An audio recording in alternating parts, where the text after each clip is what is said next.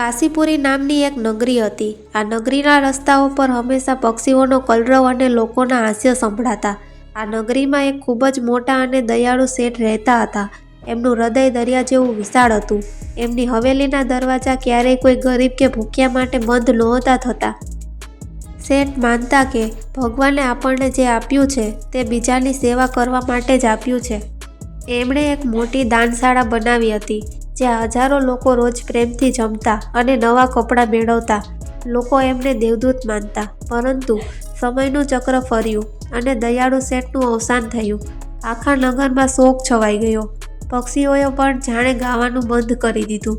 હવે આ બધી મિલકત, આ વિશાળ હવેલી અને સોના મહોરોનો માલિક બન્યો એમનો પુત્ર ઇલ્લીસ.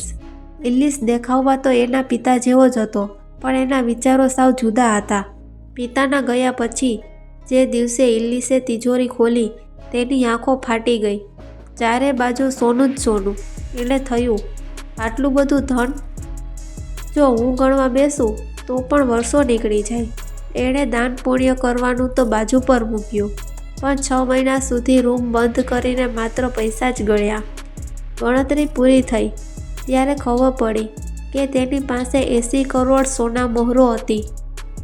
પણ આટલા બધા પૈસા જોઈને ઇલ્લીસ ખુશ થવાને બદલે ચિંતિત થઈ ગયો. એના મનમાં પાપ જાગ્યું. એ બબડવા લાગ્યો, મારા પિતા તો સાવ ભોળા હતા. આટલા બધા પૈસા પેલા ભિખારીઓને ખવડાવવામાં વેડફી નાખ્યા. જો એ બધું સાચવ્યું હોત તો આજે મારી પાસે 100 કરોડ હોત. એક સવારે ઇલ્લીસે એવો નિર્ણય લીધો જેણે આખા નગરને હચમચાવી દીધું. એણે દાનશાળાને એક તાળું મારી દીધું. ગરીબ બાળકો જે ત્યાં દૂધ પીવા આવતા એમને ધક્કા મારીને કાઢી મૂક્યા. નોકરોને રજા આપી દીધી. જે પિતાનું આસન ગરીબોના આશીર્વાદથી ગાજતું હતું, ત્યાં બેસવાનું પણ એને બંધ કરી દીધું. જે રસોડામાં હજારો લાડુ બનતા, ત્યાં હવે માંડ એક રોટલો બનતો. લોકો કહેવા લાગ્યા, આ તો શેઠનો દીકરો નહીં, પણ કંજૂસનો કાકો છે. ઇલ્લીસની કંજૂસાઈ એટલી બધી વધી ગઈ કે એક દિવસ એને શરબત પીવાનું મન થયું. એની પત્નીએ કહ્યું, ચોક્કસ, આખા પરિવાર માટે મગાવીએ. ઇલ્લીસ રાડ પાડી ઉઠ્યો, શું તારા બાપના ઘરેથી પૈસા લાવીશ? જો બધા પીશે તો મારું ધન ખૂટી જશે. હું તો એકલો જ પીશ, અને તે પણ સતાઈને, જેથી કોઈ મારી પાસે માંગવા ન આવે. હાથમાં શરબતની નાની ચંબુડી લઈ પોતાના જ ઘરમાં ચોરની જેમ સતાતો ઇલ્લીસ ગામની બહાર એક ઘટાદાર ઝાડ નીચે જઈને બેઠો. એને ખબર નહોતી કે ઉપર આકાશમાંથી કોઈ એને જોઈ રહ્યું છે. જ્યારે ધરતી પર ઇલ્લીસ એક ઝાડ નીચે સતાઈને શરબત પી રહ્યો હતો, ત્યારે ઉપર સ્વર્ગના દરબારમાં એક અજીબ શાંતિ હતી. ઇલ્લીસના દયાળુ પિતા ત્યાં બેઠા હતા. દેવોના રાજા ઇન્દ્રે તેમની સામે જોયું અને પૂછ્યું, શેઠજી, તમે ધરતી પર ખૂબ દાન કર્યું છે. લોકો હજુ પણ તમને યાદ કરે છે. પણ શું તમને ખબર છે કે તમારી પાછળ મૂકેલી મિલકતનું શું થઈ રહ્યું છે?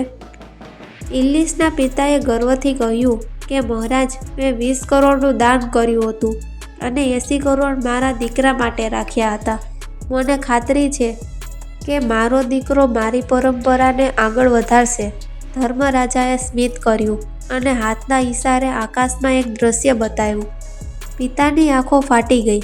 એમણે જોયું કે એમની લાડકી દાનશાળા પર મોટા તાળા લટકે છે. ભૂખ્યા બાળકો દરવાજે આવીને રડે છે અને નોકરો રસ્તા પર ફરે છે.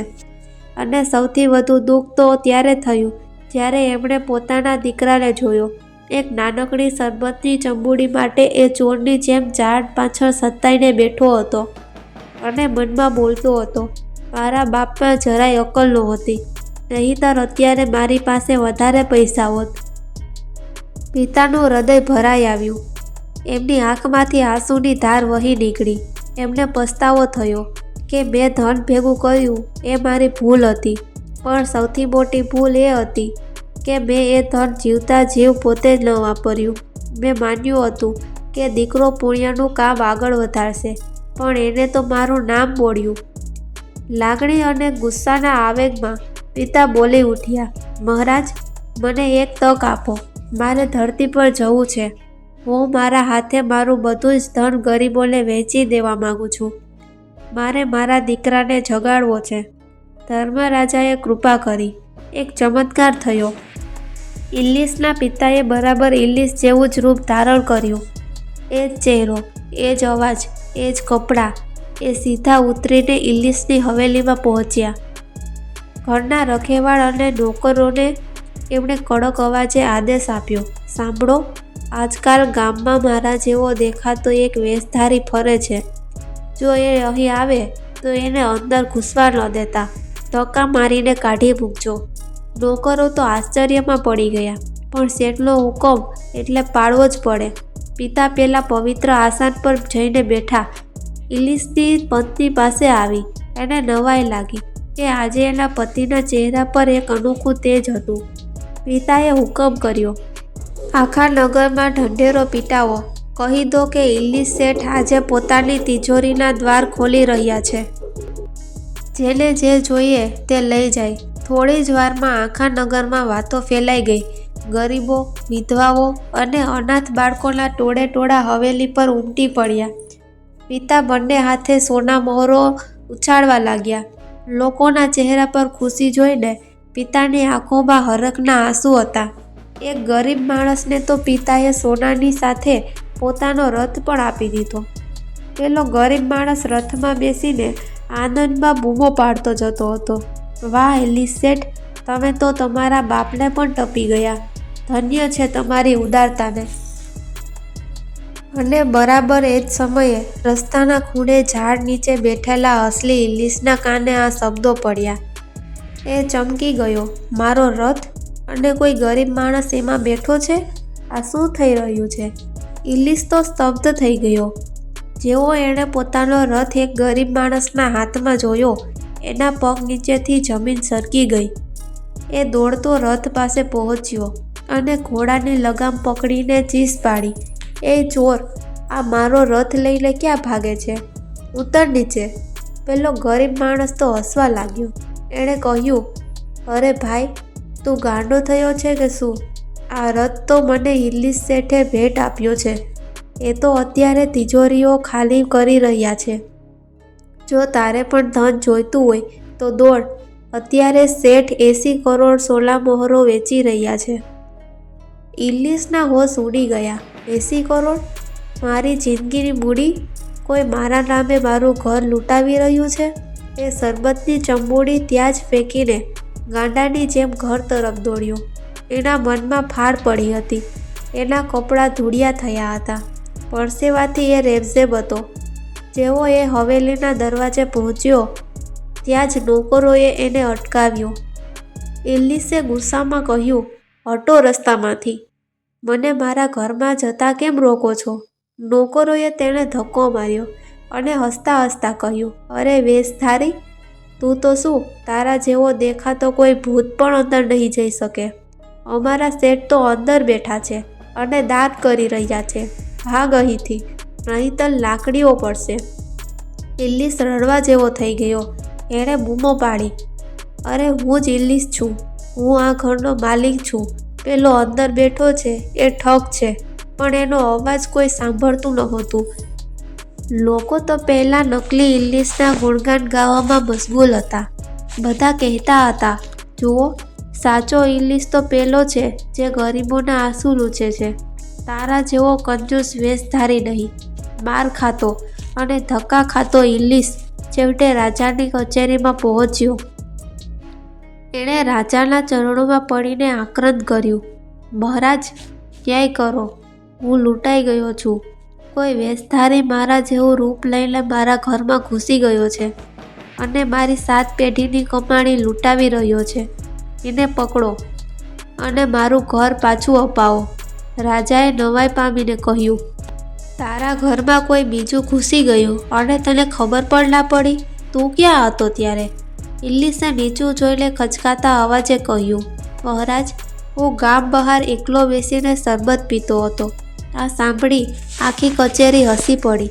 રાજાએ કહ્યું, જે માણસ પાસે કરોડોનું ધન હોય અને એને એક પ્યાલો શરબત પીવા માટે પણ સતાઈને ગામ બહાર જવું પડે, એવો કંજૂસ તો વેશધારી જ હોય. મને લાગે છે કે તું જ અસલી ઇલ્લીસને બદનામ કરવા માટે એનું રૂપ લઈને આવ્યો છે. પરંતુ ઇલ્લીસે હિંમત ન હારી. એણે વિનંતી કરી, મહારાજ, એને અહીં બોલાવો. અમે બંને સાથે ઊભા રહીશું તો સત્ય સામે આવશે. રાજાએ કોટવાલને હુકમ કર્યો અને થોડી જ વારમાં પિતા કચેરીમાં હાજર થયા. જ્યારે બંને ઇલ્લીસ સામસામે ઊભા રહ્યા ત્યારે આખી સભા આશ્ચર્યચકિત થઈ ગઈ. બંનેના ચહેરા, ચાલવાની ઢબ, અવાજ અને શરીરનું કદ બધું જ એક સરખું. કોઈ ઓળખી શકતું નહોતું કે સાચો કોણ અને નકલી કોણ. રાજાએ પેલા નવા ઇલ્લીસને પૂછ્યું, તમે કોણ છો? પિતાએ ખૂબ જ શાંત અને ગંભીર અવાજે કહ્યું, મહારાજ, હું ઇલ્લીસ છું. મારી પાસે 80 કરોડનું ધન છે, પણ મને સમજાયું છે કે આ ધન મારું નથી, એ પ્રજાનું છે. મારે બધું જ દાન કરી દેવું છે અને હળવા ફૂલ થઈ જવું છે. હજી તો મેં 20 કરોડ જ આપ્યા છે, હજુ 7 કરોડ બાકી છે. આ સાંભળી અસલી ઇલ્લીસે માથું ફૂટ્યું. હાય હાય, 20 કરોડ ગયા. મહારાજ, આ મને ભિખારી બનાવી દેશે. રોકો આને. રાજાની કચેરીમાં અત્યારે ગજબની મૂંઝવણ હતી. બે ઇલ્લીસ સામસામે ઊભા હતા, બંને સરખા. રાજાએ નગરના શ્રેષ્ઠીઓને બોલાવ્યા. ઇલ્લીસના પર્સનલ મુનિબને બોલાવ્યો અને વર્ષોથી તેની હજામત કરતા વાણંદને પણ બોલાવ્યો. પણ અફસોસ, કોઈ ઓળખી ન શક્યું કે સાચો ઇલ્લીસ કોણ છે. એક કહેતો આ જ સાચો છે તો બીજો કહેતો ના, પેલો સાચો છે. અંતે અસલી ઇલ્લીસ જીવ પર આવી ગયો. તેની આંખોમાં આંસુ હતા, પણ તે આંસુ પસ્તાવાના નહીં, પણ ધન ખોઈ બેસવાના ડરના હતા. તેણે બૂમ પાડી, મહારાજ, મારી પત્નીને બોલાવો. એક પત્ની તો તેના પતિને જરૂર ઓળખશે. તે જ કહી શકશે કે આ વેશધારી કોણ છે. રાજાએ ઇલ્લીસની પત્નીને કચેરીમાં તેડાવી. પત્ની સભામાં આવી અને સ્તબ્ધ થઈ ગઈ. એક બાજુ તેનો પતિ હતો, જે ધૂળથી ખરડાયેલો, ગુસ્સામાં લાળચોળ અને કરકસરની વાતો કરતો હતો. બીજી બાજુ એ જ ચહેરો ધરાવતો એક માણસ હતો, જેનો અવાજ મીઠો હતો, જેના ચહેરા પર પિતા જેવું તેજ હતું અને જે ઉદારતાની મૂર્તિ લાગતો હતો. અસલી ઇલ્લીસે પત્ની તરફ જોઈને કહ્યું, જો મને ઓળખ, હું તારો પતિ છું. શું હું ક્યારેય આવી રીતે બાપનું ધન ગરીબોમાં ઉડાડું ખરો? શું હું ક્યારેય આવી મૂર્ખાઈ કરું? હું તો એ જ છું ને, જેને લોકો કંજૂસનો કાકો કહે છે. બોલ, હું જ સાચો છું ને? પત્નીની આંખો ભીની થઈ ગઈ. તેણે પેલા બીજા ઇલ્લીસ તરફ જોયું. તેમણે અત્યાર સુધીમાં એટલું દાન કર્યું હતું કે હજારો ગરીબોના આશીર્વાદ તેમને મળી રહ્યા હતા. પત્નીએ વિચાર્યું, જો હું આ કંજૂસને મારો પતિ કહીશ તો મારું આખું જીવન ફરીથી એ જ અંધકાર અને કંજૂસાઈમાં વીતશે. પણ જો હું આ દયાળુ વ્યક્તિને સ્વીકારીશ તો મારા પતિના પિતાનું નામ રોશન થશે અને હજારો લોકોનું ભલું થશે. દરેક સ્ત્રી ઈચ્છતી હોય કે તેનો પતિ સમાજમાં માન મોભો ધરાવે, નહીં કે લોકો તેને કંજૂસ કહીને હસે. તેણે હિંમત ભેગી કરી અને ધડ દઈને કહી દીધું, મહારાજ, મારો પતિ ક્યારેય આવો કંજૂસ ન હોઈ શકે. એ તો દાનેશ્વરીનો દીકરો દાનેશ્વરી છે. આ ઉદાર મન ધરાવતો વ્યક્તિ જ મારો સાચો પતિ છે. પેલો ધૂળિયો માણસ તો કોઈ વેશધારી લાગે છે. આ સાંભળતા જ અસલી ઇલ્લીસના માથે જાણે વીજળી પડી. તે છાતી અને માથું કૂટવા લાગ્યો. હાય રે, હું તો લૂંટાઈ ગયો. મારી પોતાની પત્નીએ મને તરછોડ્યો.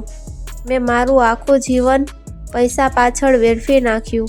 ન મેં જાતે વાપર્યા, ન મારા પરિવારને સુખ આપ્યું અને ન ગરીબોની સેવા કરી. આજે હું મારા જ ઘરમાં પારકો બની ગયો. તે જમીન પર ઢગલો થઈ ગયો અને રડતા રડતા રાજાને કહેવા લાગ્યો, મહારાજ, હવે મારે જીવવું નથી. મને સૂળીએ ચડાવી દો. પણ મારી એક છેલ્લી વિનંતી છે. જો ક્યારેય તમને ખબર પડે કે હું વેશધારી નહોતો પણ સાચો ઇલ્લીસ હતો, તો મારા બાકી બચેલા પૈસા પાયે પાય દાનમાં વાપરી નાખજો, જેથી મારા જીવને શાંતિ મળે. સભામાં સન્નાટો છવાઈ ગયો. ઇલ્લીસના આ છેલ્લા શબ્દોમાં સાચો પસ્તાવો દેખાતો હતો. કચેરીમાં ઇલ્લીસના રુદનથી પથ્થર પણ ઓગળી જાય એવું વાતાવરણ સર્જાયું હતું. તે જમીન પર માથું પછાડી રહ્યો હતો. તેનું સર્વસ્વ લૂંટાઈ ગયું હતું, ધન, માન, ઘર અને પત્નીનો વિશ્વાસ પણ. પણ આ આઘાતે એના હૃદય પર લાગેલી લોભની પટ્ટી ખોલી નાખી હતી. એને પહેલીવાર સમજાયું કે જે પૈસાને એણે જીવની જેમ સાચવ્યા હતા, તે પૈસાએ એને મુસીબતના સમયે સાથ ન આપ્યો. બરાબર ત્યારે જ પેલા બીજા ઇલ્લીસનો ચહેરો કરુણાથી ભરાઈ આવ્યો. તેમણે આગળ વધીને ધ્રુસકે રડતા ઇલ્લીસના માથા પર હાથ મૂક્યો. સ્પર્શમાં એટલી મમતા હતી કે ઇલ્લીસ એકદમ શાંત થઈ ગયો. પિતાના મુખમાંથી શબ્દો નીકળ્યા, બેટા, તારી આ સમૃદ્ધિ કાયમ રહો. એકાએક આખી કચેરીમાં દિવ્ય પ્રકાશ ફેલાઈ ગયો. જોતજોતામાં બીજા ઇલ્લીસનું રૂપ ઓગળવા લાગ્યું અને ત્યાં એક તેજસ્વી દેવદૂત જેવી આકૃતિ પ્રગટ થઈ. બધા સ્તબ્ધ થઈ ગયા. તે ઇલ્લીસના સ્વર્ગસ્થ પિતા હતા. ગંભીર અને શાંત અવાજે આકાશવાણી જેવી વાણી સંભળાઈ, હે રાજા, હે નગરજનો, હું ઇલ્લીસ નથી, પણ આનો પિતા છું. સ્વર્ગમાં રહીને જ્યારે મેં જોયું કે મારો દીકરો મારા પુણ્યના માર્ગને ભૂલી લોભના અંધકારમાં ડૂબી ગયો છે, ત્યારે મારો આત્મા રડી ઉઠ્યો હતો. મેં વિચાર્યું હતું કે હું 80 કરોડ એના સુખ માટે મૂકી ગયો છું, પણ એ ધન તો એના માટે જેલ બની ગયું હતું. એણે મારું દાન ન જોયું, મારો લોભ જોયો અને એને જીવનનો ઉદ્દેશ્ય માની લીધો. પિતાએ ઇલ્લીસ સામે જોઈને કહ્યું, બેટા, મેં આ બધું નાટક તને લૂંટવા માટે નહીં, પણ તારી આંખો ખોલવા માટે કર્યું હતું. જે ધન તને આજે નથી ઓળખતું, એ ધન તારું ક્યારેય નહોતું. ભગવાન આપણને કમાવાની શક્તિ આપે છે. તે માત્ર તિજોરીઓમાં ભરવા માટે નહીં, પણ બીજાના આંસુ લૂછવા માટે આપે છે. યાદ રાખજે, આપણે ખાલી હાથે આવ્યા છીએ અને ખાલી હાથે જ જવાનું છે. સાથે માત્ર આપણા કરેલા ભલા કામો જ આવશે. આટલું કહી તે તેજસ્વી આકૃતિ ધીમે ધીમે આકાશમાં વિલીન થઈ ગઈ. ઇલ્લીસના પિતાએ જતા જતા દીકરાને સાચો વારસો, સમજણનો વારસો આપ્યો હતો. ઇલ્લીસ તરત જ ઊભો થયો. એની આંખોમાં હવે લાલચ નહીં, પણ સેવાની ચમક હતી. એણે રાજાના ચરણ સ્પર્શ કર્યા અને પોતાની પત્નીનો આભાર માન્યો કે તેણે કડવું વેણ કહીને પણ તેને સત્યનો માર્ગ બતાવ્યો. એ જ દિવસથી ઇલ્લીસે ફરીથી દાનશાળા ખોલી. હવે તે કંજૂસનો કાકો નહીં, પણ ગરીબોનો બેલી બની ગયો. તેણે 100 કરોડ કરવાની લાલચ છોડીને લાખો લોકોના આશીર્વાદ કમાવાનું શરૂ કર્યું. કાશીપુરી નગરી ફરીથી ખુશીઓથી ગાજી ઉઠી અને ઇલ્લીસ ખરા અર્થમાં તેના પિતાનો સાચો વારસદાર સાબિત થયો. આ વાર્તા આપણને શીખવે છે કે ધનનો સંગ્રહ કરવા કરતાં તેનો સદુપયોગ કરવો વધુ શ્રેષ્ઠ છે. સંપત્તિ એ જ સાચી જે બીજાના કામમાં આવે. બાકી બધું તો ધરતી પર જ રહી જવાનું છે.